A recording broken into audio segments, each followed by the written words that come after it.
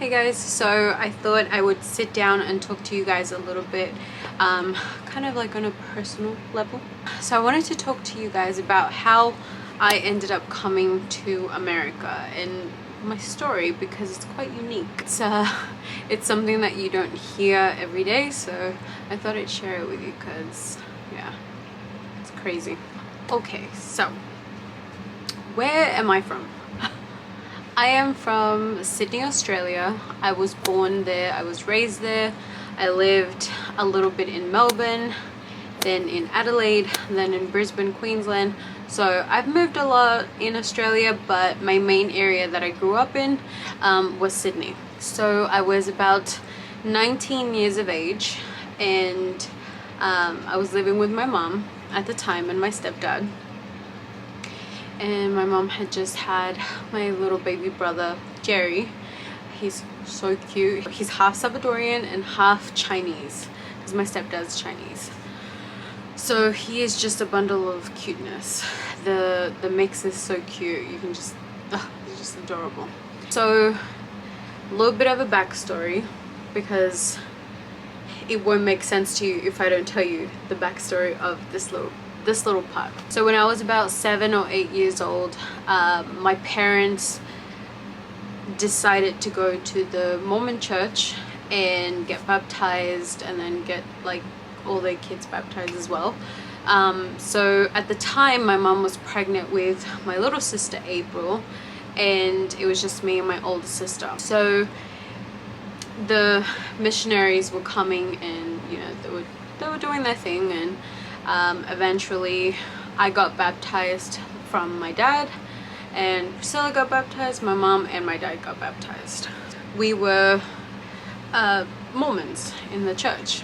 But you have to understand, like, where I grew up and in the area that I grew up, the Hispanic community is so small, so everyone kind of sticks to each other, and like that's how it was with the church. That's why we got into the church, because of somebody, you know, that was a family friend. And yeah, it's such a small community. So my parents decided to go to the church, and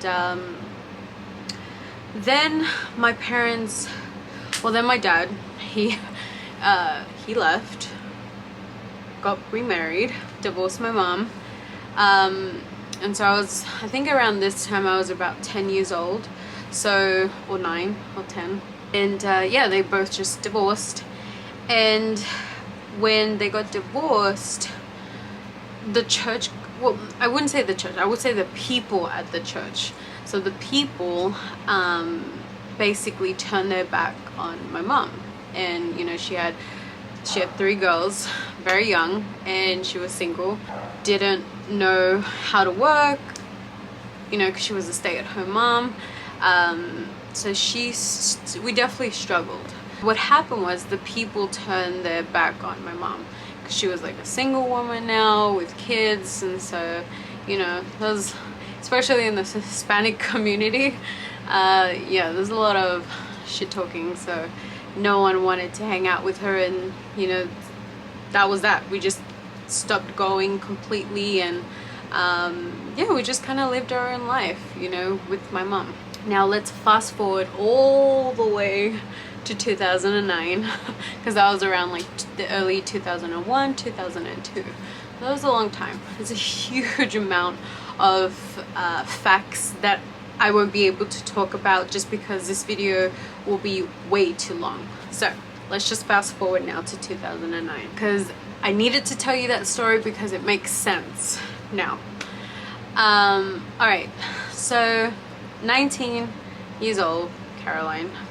I was single, and I was just living my life. I was doing things that I shouldn't have been doing. I was looking for love in all the wrong places. So yeah, I wasn't going in the right direction. I mean, I had a vision of what I wanted my life to be, but at the time I was just like, fuck it, like I'm just gonna enjoy, you know, I'm single, I'm living my life, you know, living my best life. So one night I was going out, I was gonna go out to party, clubbing in Sydney, in the city, because that's where I loved to go clubbing.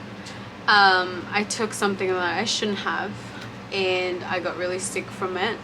So I ended up going home, and then the next day I had class. I had to be in my school, so I ended up going to school, and it was late at night. And so I remember just being there. I felt like shit, I looked like shit, and I just was like, oh, I don't want to be here, you know. I'm just like, no, you know. And one of my friend who was a guy, he loved dark chocolate, so he always would bring like different dark chocolates and would hand them out. And so at that time we were all wrapping up to go home, and he was like, oh, I brought this dark chocolate for you guys to try. And I can't say no to chocolate or candy or anything that's bad, clearly. So I ended up having a piece of chocolate, and so I ate it, you know, and I started to feel a little weird, but I was like, whatever, I'm going home now. And mind you, I was at the city at the time, so because that's where my school was, and it took about 35 minutes to get from the city to where I lived. So, you know, I wrapped up, got my stuff, went into my car, started driving. On the freeway, I started to get this like immense pain in like my abdominal area, and just like right underneath my breast. So it was just like, it was intense, okay? Like I was driving on the freeway pretty fast because I was trying to get home. I was almost like passing out, and so I called my mom up, and I was like, Mom, like something was wrong with me, you know, I feel really weird, I feel like I'm about to pass out, like I can barely see the road. And my mom was just like freaking out, and she's like, listen, you just need to come home. I was like, I'm fucking trying to, but I can't, like I can't see, you know. You know, she's like, well, pull over. And I'm like, no, I don't want to pull over, because if I pull over and I pass out, like I'm just gonna be pulled over and passed out, like what the fuck. You know, I was just like, no, I need to go home. And she's like, no, she's like, just stay where you are. I was like, no, I'm sorry, Mom, I'm like, I'm not gonna listen to you, I need to get home, I'm scared, I feel like I'm gonna pass out. So I ended up like putting all my windows down, blasting the music, because I needed to make sure that I was like awake, you know. I didn't want to pass out while I was driving. Now when I think about it, I was really reckless and really stupid. So I get home, right? I'm at home, I literally rushed through the door into my mom's room, and I literally just remember, like, when you're about to faint, like all of a sudden you just see nothing and it's all blurry. And my mom like picked me up, and she's like, let's go to the hospital. So we end up going to the hospital, the same hospital that I was born in, the same hospital that when my kidneys failed at 15, I ended up going there. Both my kidneys failed, so that's probably another story, because that one's pretty deep. That one's dark and very deep. I was 15 years old, but okay. So I'm at the hospital. You know, I feel like shit. I don't know what's wrong with me. First they start taking my blood, and then I have to wait for the results. And I am in like, what? You know, like I feel like just taking my guts out. Like that's how it felt. Like the pain was just so immense. And then the weirdest thing happened is I turned yellow. I was like completely yellow, and my mom was like, what's going on with you? Like, you have a pain and you're turning yellow on me? Like, what the fuck is going on, you know? And so we're sitting there just wondering what is going on. The nurse rushes back and she says, you need to come in now. And again, you know, I was like, oh, what's wrong now? You know, so I'm in the hospital. They start to put like the IV in me. They start to put me in the gown and everything, and I'm just sitting there thinking, what now? What now? I'm in the same place I was when I was 15. Like, what the hell? You know, and then like 40 minutes go past, and the doctor comes in finally, and he says to me, wow, you're really yellow. And I was like, like in my head I felt like saying to him like, yeah, no fucking shit, like hello, what's wrong with me? But I kind of calmed down a little bit and I was like, I'm like, yeah, I know. I'm like, it's weird because I'm brown and now I'm yellow. I'm like, who knew that somebody could change colors?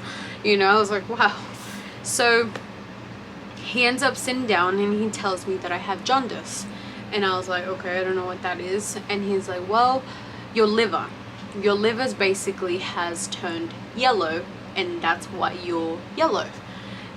Definitely he dumbed it down for me. I was like, okay. I was like, well, I don't drink. I was like, so I don't understand why my liver is that way. Then he turned around and he asked me the questions, you know, like, do you drink? Do you do drugs? Do you do things that you're not supposed to? And I asked my mom to step out of the room. I was 19, so I can be without my parent. So when she stepped out of the room, that's when I told the doctor everything, what I had done for the last couple of days.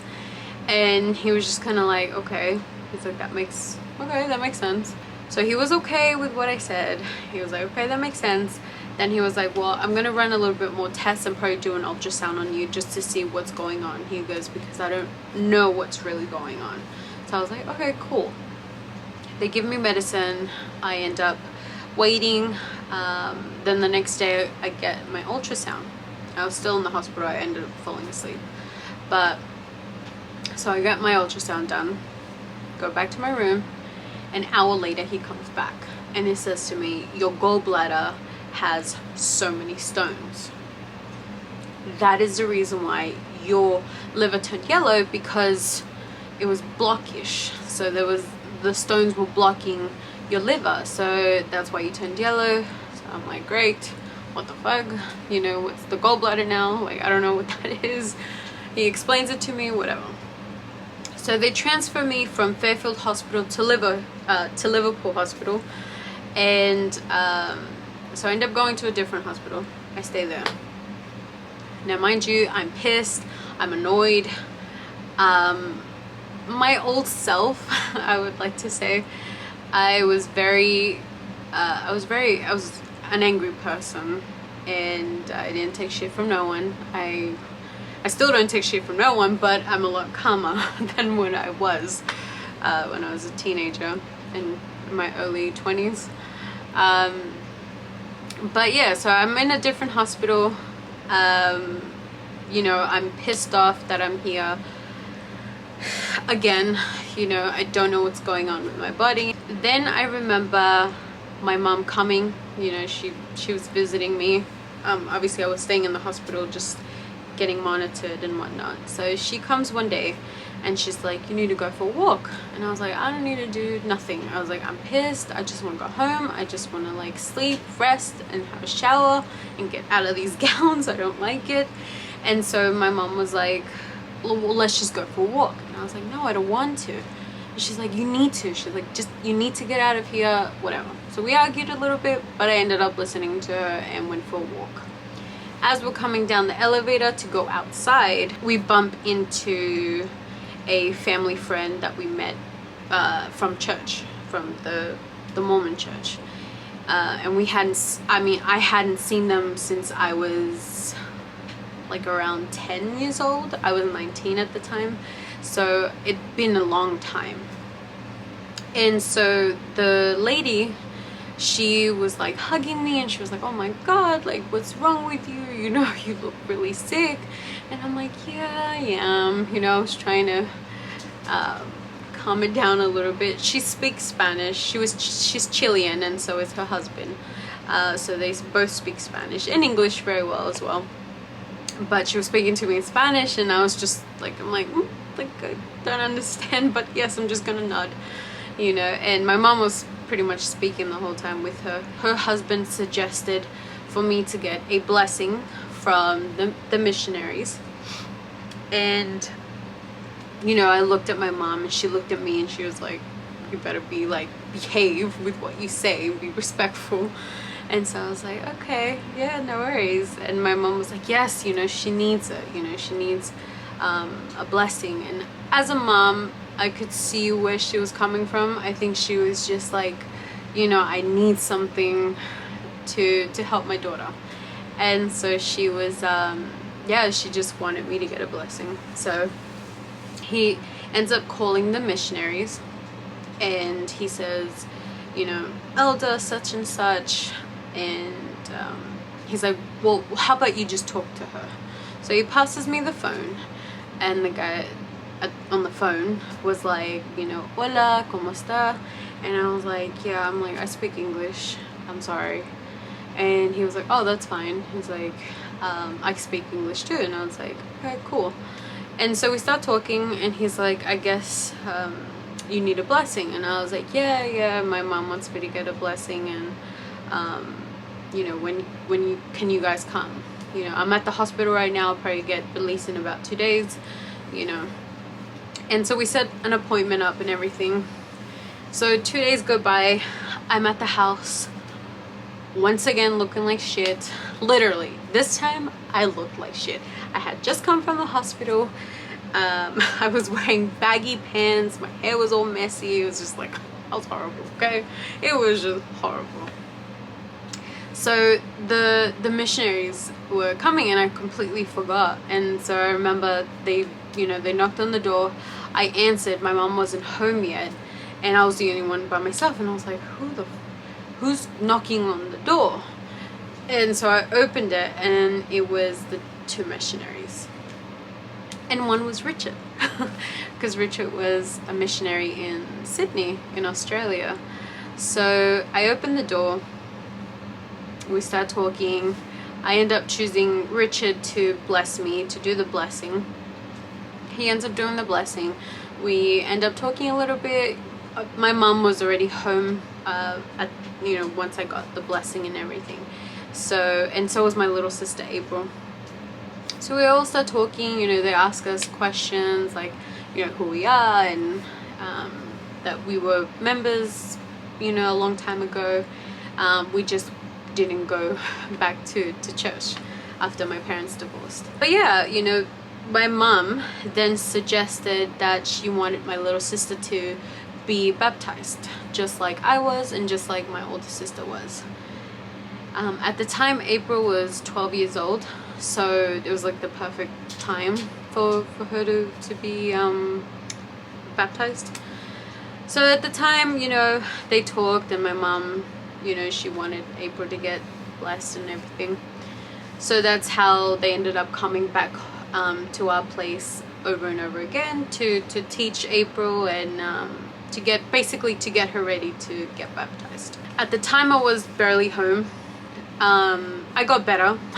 I got better. I ended up getting better, but I was barely home at the time. I was always out when they were teaching April, and I was always like clubbing or going out with friends or just working a lot. And yeah, so let's fast forward a little bit. Mind you, I'm just skipping so much, you guys, because like I said, I don't want this video to be like hella long. Maybe I can do another video about my life. Holy shit, is it a lot. Okay, so fast forward a little bit. I was seeing a guy at the time, and it wasn't going anywhere. It was just literally going nowhere. And yeah, so we kind of just start drifting away from each other. And Richard was coming more often with his companion, and you know, they were just getting to know my family more and me more. So, and at the time, like, I thought he was very attractive, and he still is, but you know, at the time I was like, he's really attractive, you know. But I understand the whole mission thing, so I respected him and what he believed in and everything.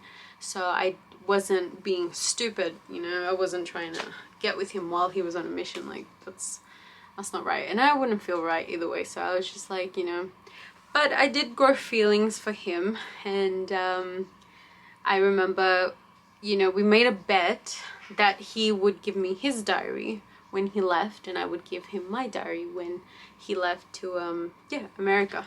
Again, fast forward, and you know, to the day that he is going home to America. I end up giving him my diary. He gives me his diary.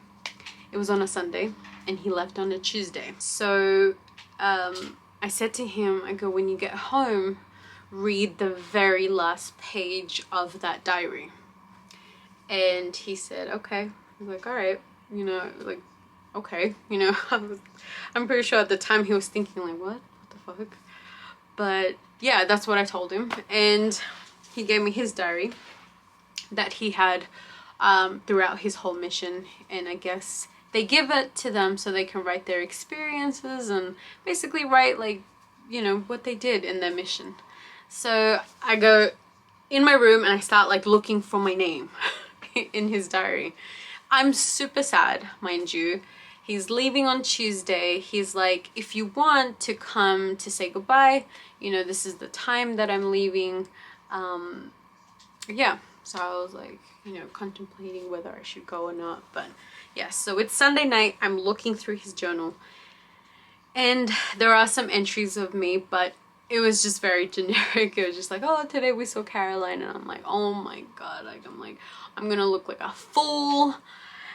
My diary, my journal is all about him.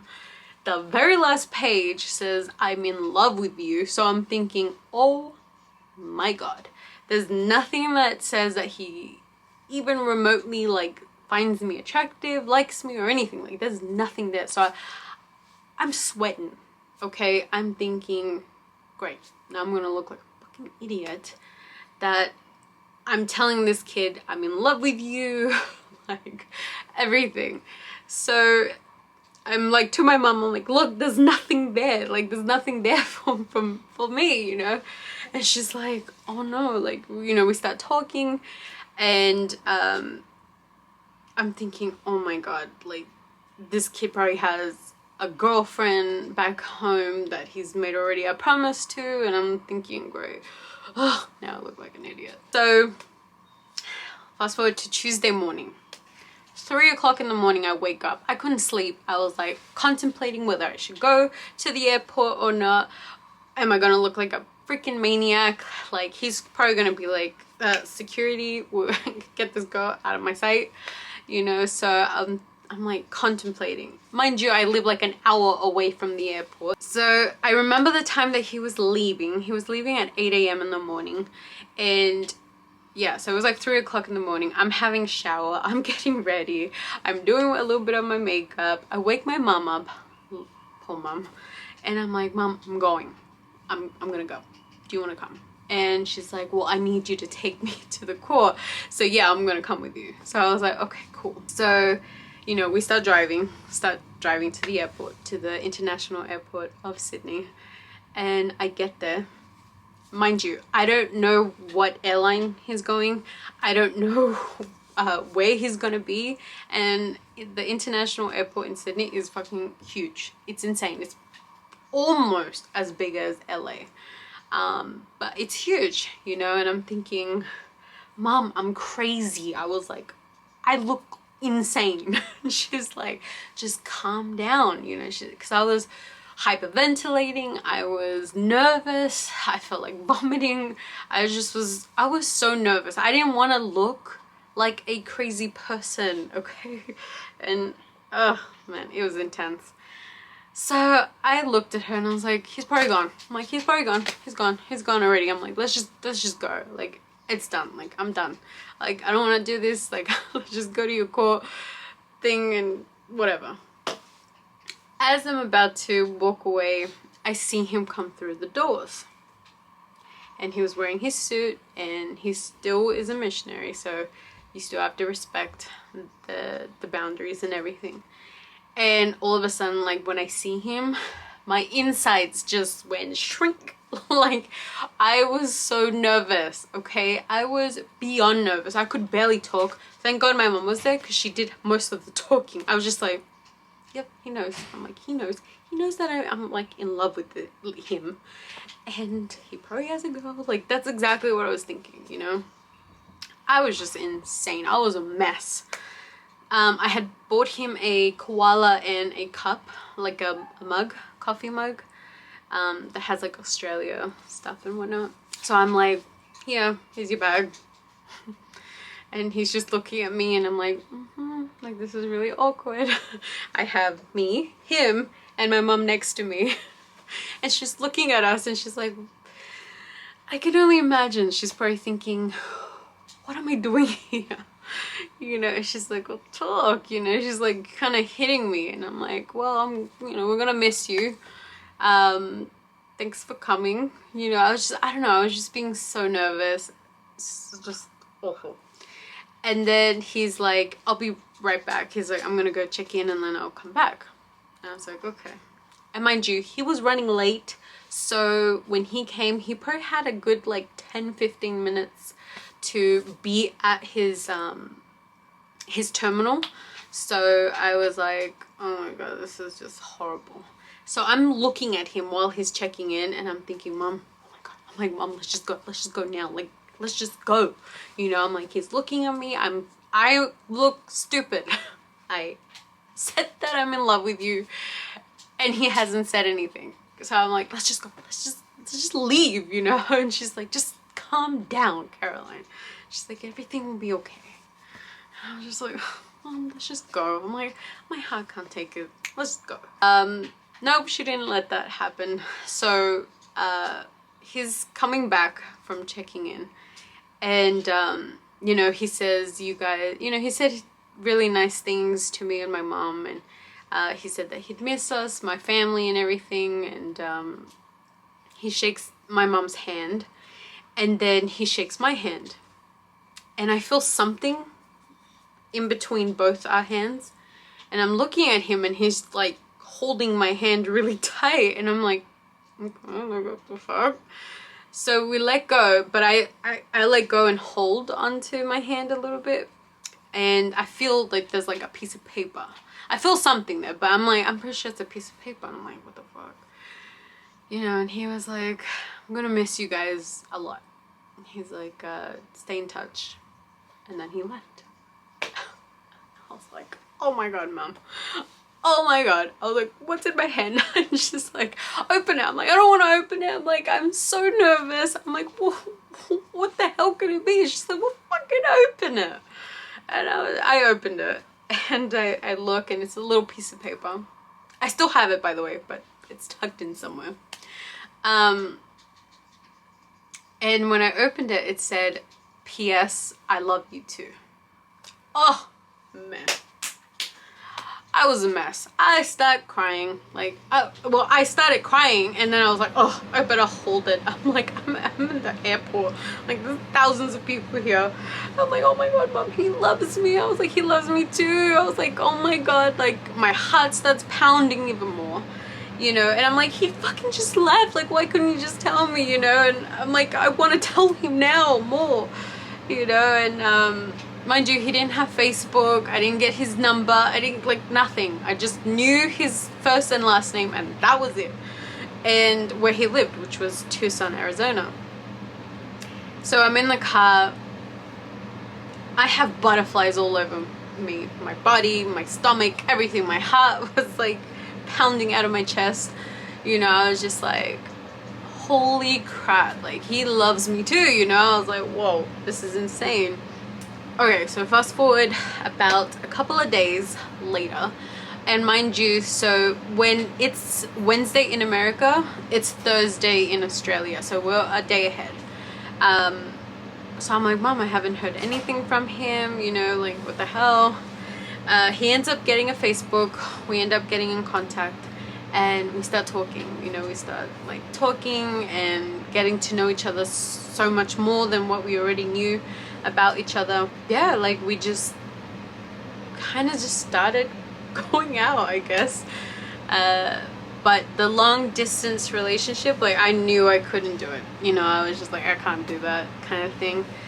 So a month later, literally a month later, he came back to Australia, and we started our relationship straight away, which, mind you, I've never lived with a guy before, and I knew that he just came back from a mission, and I know that the church has certain rules and whatnot. So And mind you, I'm like a wild child, a wild girl and everything. So I'm thinking, oh my god, like I feel bad, you know, I feel really bad. But it was his choice, it was his life. He was already like in his, I think it was about 20, 21. Because by then I was already 20 years old. So I had known him since I was 19.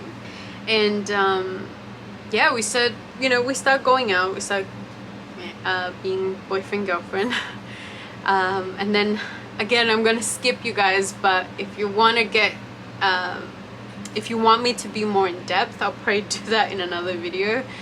But yeah, let's skip to the day that I leave to Australia, to America. So I sold my car, my precious Suzuki car. I sold it and I packed 2 suitcases and my favorite pillow and I left with him. There was nothing for me in Sydney anymore. So I fucking left. I was 20 years old. Yeah, I was pretty sure I was 21. Oh, sorry. At the time, I had turned 21 because it was January 2012. So it was, sorry, February 2012. We moved to America. Mind you, at this moment, I had never had a boyfriend. Never lived with a guy. I was always the type of girl that didn't want to be tied down. I had my fun, I had my craziness, you know, but I had fallen madly in love with Richard. So that's all I knew, that's all my heart knew. I had so much of a thick wall, so it was very difficult. It was so hard to be together because I was from Australia, he was from America, and then are we gonna get married? You know, like, what are we doing? You know, what are we doing? We're just 2 young kids, like, that are just crazy in love with each other. So I'm in America, loving life. You know, I was like, oh my god, like, this is America. I'm in Tucson, Arizona. You know, never heard of it.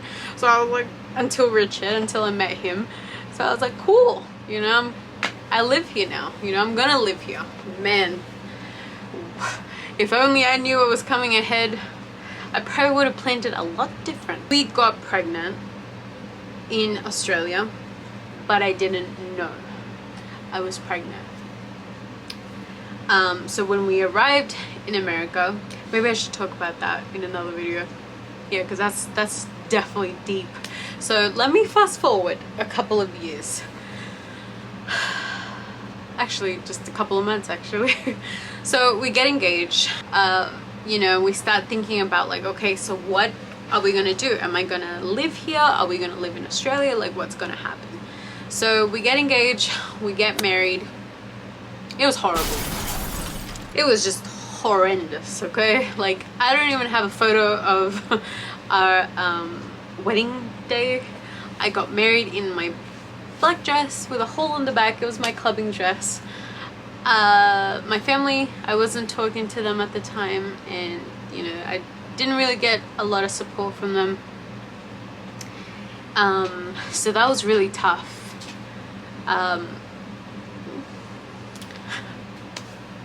was horrible. So I don't really want to talk about it, but yeah, we get married, live together in this apartment, have no furniture. I have my suitcases, he has his suitcases. He really didn't have much either because he was in Australia for 2 years. Pull it together. So yeah, we're married, we're very young. We live together, and now, what, almost, yeah, I think 9 years later, we're here in Las Vegas, and I am more in love with him than I was when I fell in love with him, because of everything that we've been through. It's a lot, together and individual. It was not easy at all. Like, we were young, got married fast, tackled immigration, got in some major debt because of hospital bills and everything, so we just were, it was a lot. And I'm still, sometimes we talk about it now, that it's insane that we're still together because of everything that we've been through. I would not do this life without him, you know. And if I had to do it all over again, I probably would. I'll definitely do it all over again, you know. Hold up.